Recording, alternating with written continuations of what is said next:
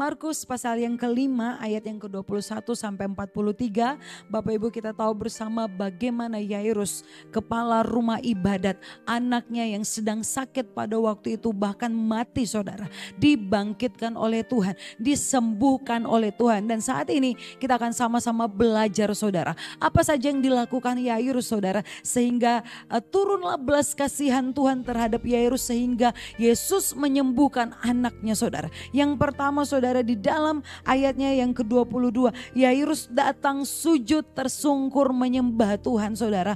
Kita tahu bahwa Yairus ini sebenarnya orang yang terpandang di Galilea. Yairus ini sebenarnya orang yang punya atribut, punya kuasa, tapi kita bisa melihat saudara, dia benar-benar merendahkan dirinya, merendahkan hatinya di hadapan Tuhan. Dia tersungkur sujud di hadapan Tuhan. Dan saya percaya bahwa Yairus ini percaya bahwa Yesuslah satu-satunya yang sanggup menyelamatkan hidupnya, bahkan menyembuhkan anaknya. Kemudian yang kedua saudara, Yairus dengan tulus hati dia memohon kepada Yesus, dia berdoa kepada Tuhan, Yesus sembuhkan anakku. Dan saya percaya bahwa Yesus melihat ketulusan dari hati Yairus saudara.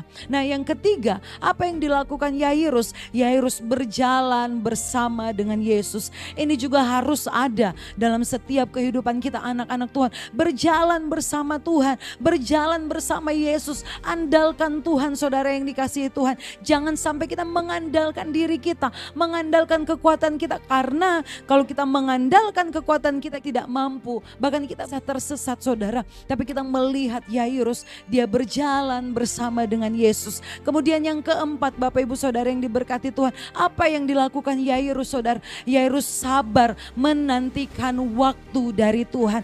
Pada waktu itu dalam perjalanan menuju rumah Yairus, mereka bertemu dengan wanita pendarahan selama 12 tahun saudara. Di sini Yairus kita bisa melihat kesabarannya. Dia lebih mementingkan kebutuhan orang lain, mementingkan kepentingan orang lain saudara. Dan kita lihat buah dari kesabarannya saudara.